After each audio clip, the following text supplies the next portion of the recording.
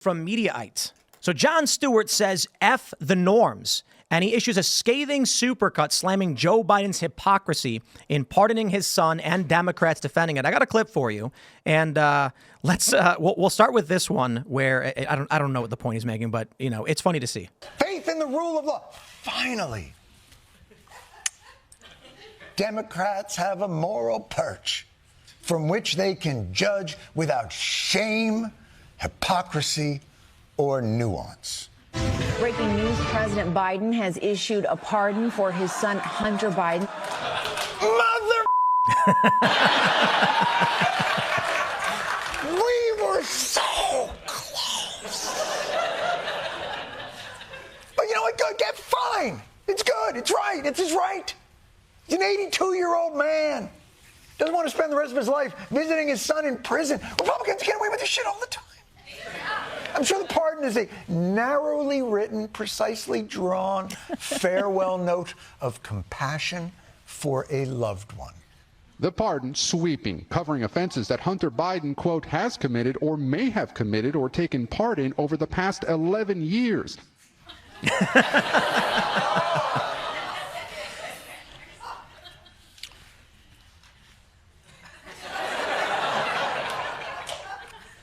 11 years is a very specific.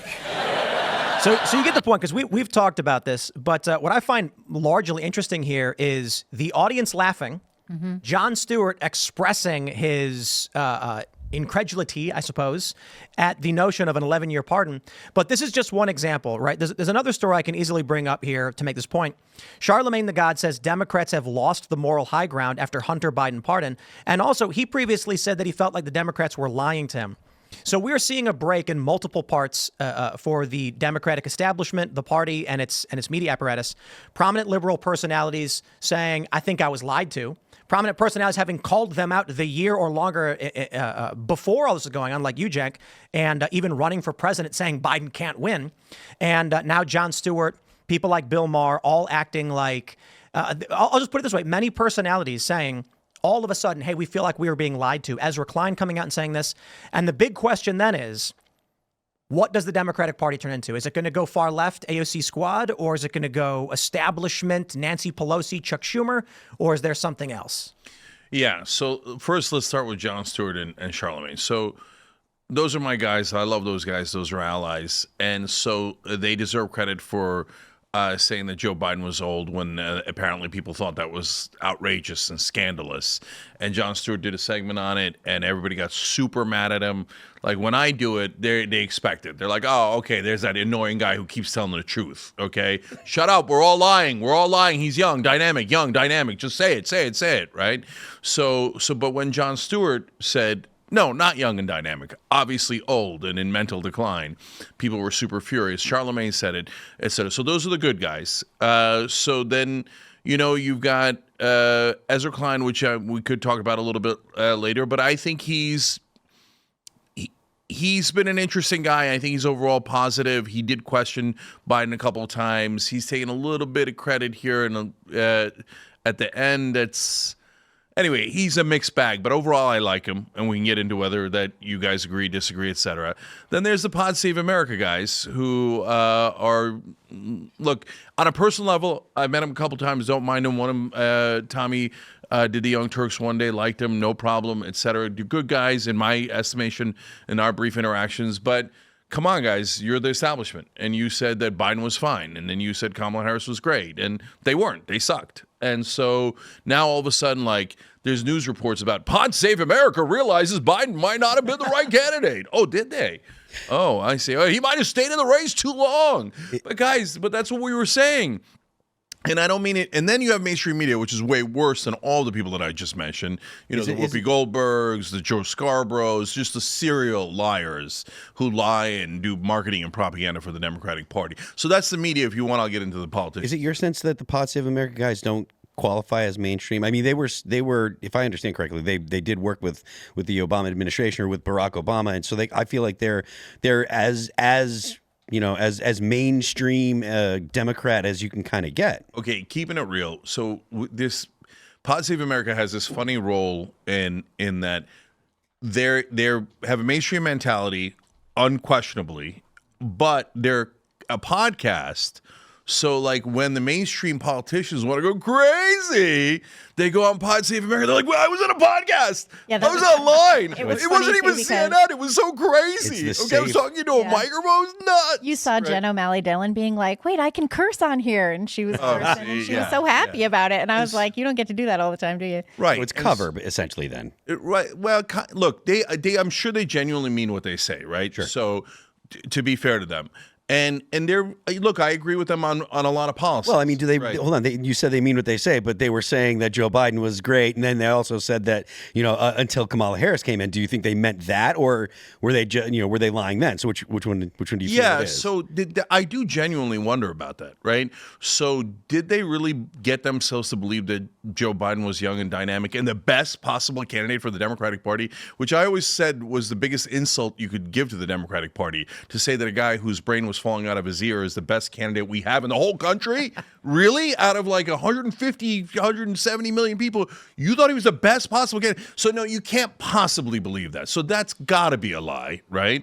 But I bet you that all those guys genuinely thought, no, he's the best. We got to keep going. You always, and you know what? And the excuse that they have, and like they get themselves to believe, is wait, if we show any dissension, it helps Trump. Doesn't this kind of speak to the NPC meme, though? Like, if these people are saying, Joe Biden is this, blah, blah, blah, and then as soon as Kamala Harris says, or Kamala Harris is the nominee, they just switch right out. It really does kind of just, it is emblematic of that whole meme where it's like just the new download changes their opinion, doesn't it, right? And if that's the case, can you trust them? The thing with Democrats, though, is their best thing is unity, right? Their best thing is providing a solid front. They're like parents when the kid sneaks out and one of them said it was okay or something. You know what I mean? Like they team up and they get together, and so they're hard to crack because of that. Okay, the old stereotype is Republicans fall in line and Democrats fall in love and Republicans fall in line. Is that no longer the case? No, it's totally flipped now.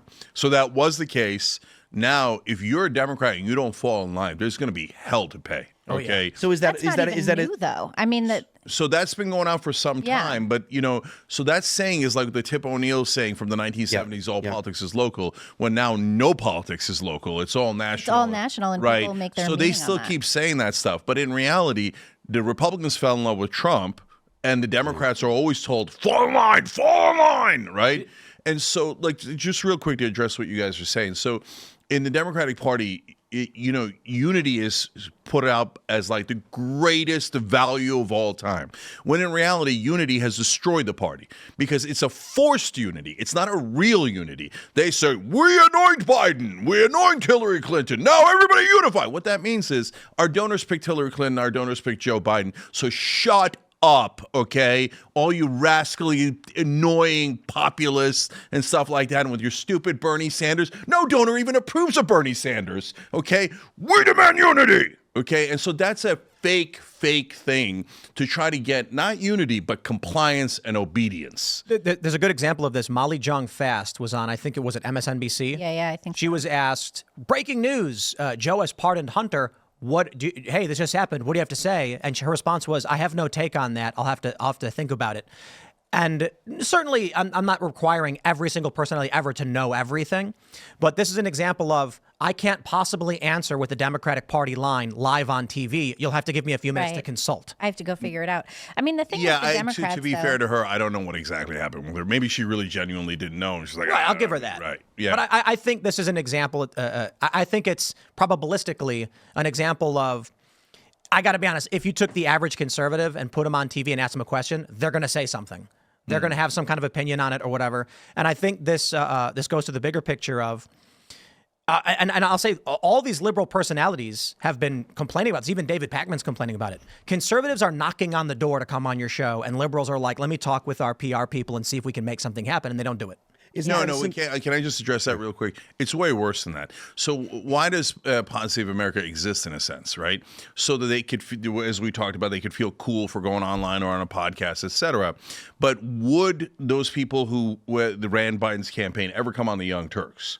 0% chance. Really? None. Kamala is Harris, that? Joe Biden, none. 0. Why? Because we ask real questions. So if you ask real questions, oh my God, they don't want, like, That's why they didn't want to do Rogan. oh, they don't, I mean, but could you imagine? Like, but Joe is kind of soft compared to us, right? Like, even if you're a left winger or you're a Democrat, you're going to get a much tougher interview out of the Young Turks than you are out of Joe Rogan, and that's why she was such a knucklehead for not doing the Rogan interview. Well, you know what Joe's going to do? He's an amiable guy, right? He's not looking to ambush you or whatever. He's going to go, oh yeah, that's interesting. Oh, where'd you grow up? Oh, so you were at McDonald's, right? He's going to have that, but they can't even handle that. Right.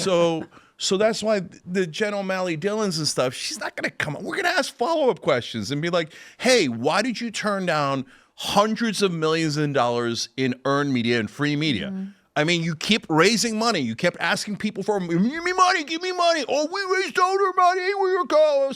And then, but wait, that 50 million views that Trump got on Rogan is worth an enormous amount of money. Then you wouldn't have to keep asking little grandmas for money Right. if you just do earned you media, can right? fund Why didn't you Beyonce do not it? singing. Dylan? Yeah. Why didn't you do it, right? And I could ask 10, 20 super tough questions like that, and they'll never, ever go on a show that asks them those questions because they don't have answers to those questions. Their answer is, what do you mean? Fall in line. Unity. Hey, listen, I did I didn't do your unity. Can I curse you? I already forgot. Well, we try not to. Okay. Nobody cries. So I already did your BS, or I refuse to do your BS, right? But this unity stuff is gone, man. You wanted us to unify, and Jen O'Malley Dillon. Remember, before she ran Kamala's campaign, she ran Joe's campaign. Yeah. She if you want to talk about liars, the Pod Save America guys, I think that they probably got deluded in their own minds into thinking, oh, Joe Biden's 34 or 44, I can't tell, right? Okay, but Jen O'Malley Dillon knows exactly how senile Joe Biden was. Mm-hmm. She had conversation after conversation. Everyone on that campaign So did knew Kamala that Harris. he has massive mental decline. Massive. Yeah. Oh, my uncle was eaten by cannibals. Oh, why, hello there, Bob. There's no Bob. He's shaking hands with an invisible guy. They called that debunked when he was shaking hands with an invisible Everything's guy. always debunked, right? Right. I mean, he was out there talking to trees in the Amazon. The thing about Jon Stewart and Bill Maher is that these Democrats are catching up to where a lot of Democrats were several years ago. You know, a lot of Democrats got pushed out of the party because they didn't follow the party line. The Democrats have already abandoned free speech, like us, right? but the Democrats abandoned free speech. They have abandoned their anti-war stance. And if Democrats are going to get any credibility back, they have to return to their roots and actually have values. It's been a shifting sands of like whatever seems fashionably progressive since Obama. I don't know how this version of the Democratic Party recovers. The narrative they keep pushing about where's the Democrat version of Joe Rogan, or my favorite Right. was when Wired said there's no Democrat Ben Shapiro, Steven Crowder, or so help us a Tim Pool. Mm-hmm. And I'm like, Joe Rogan was a Bernie bro, and I donated the maximum to 2 different Democrats in the 2020 cycle. But the Democrats, in my view, totally nuts. And started pushing things that I thought were doing insane. conservative media when I was still a registered Democrat, you know, because that's where I could have free speech. That's where I could openly discuss things. If you look- it wasn't possible I'll in give Democrat you media at all. one quick example before Jen, you can jump in. I think an example is, I think many of the prominent voices in the liberal media space are just outright lying. It's dominated by the corporate press, of course. And my favorite example, to give the man his wonderful shout out that he's always begged for, Sam Cedar, when he comes on this show, when we invite him here, asks me, I shouldn't say he asked me, but we were discussing abortion, and I told him I was pro-choice. He throws a hypothetical at me, rants about how I want women to undergo rape trials or something to prove that they were raped, and then literally says in the show, that's the clip I was trying to get. And I'm like, okay, if that is but maybe a driving force in the alternative media space, and then the corporate press is just lying about every single thing that's going on, Joe Biden is fizz-a-fiddle and strong as a young man, then I'm just out. I'm out. So how are the Democrats supposed to recover any kind of real, authentic media if these are the narrative games they've been playing, or at least many of them have been? Yeah, but so whenever you're talking about Democrats to the left, you have to distinguish between the different camps, right? Of course. So what's the biggest left-wing show? We are Young Turks, right? What's the biggest left-wing network? We are. TYT is 27 million subscribers, right? 30 billion lifetime views. So when they're like, "Oh, I wish we had a Joe Rogan of the left," hey, idiots, we have more subscribers, more views, etc. But to them, no, you don't count because you're honest.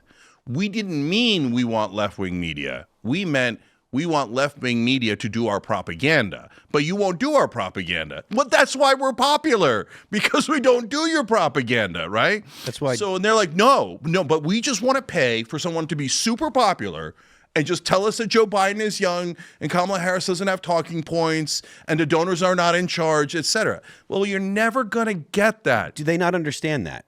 No, they don't understand it at all because they're used to, and look, guys, this is not left-right. This is populist versus establishment. So establishment Republicans and establishment Democrats, their whole lives have been relying on establishment media to cover for them. Oh, hey, what are we doing? We're robbing the middle class to pay the rich. Okay, great. Hey, Mitch McConnell and Joe Biden did a beautiful bipartisan deal. Oh, that's so great. They're both so moderate. They're so moderate the way they robbed all of you guys and gave it to their rich donors. And so that it's like a giant marketing operation. If you're on cable news, you're not in news. You're in marketing. You just don't realize it. Thanks for checking out this clip from Timcast IRL. Make sure to watch the show live Monday through Friday at 8 p.m. Subscribe to this channel, and we will see you all there.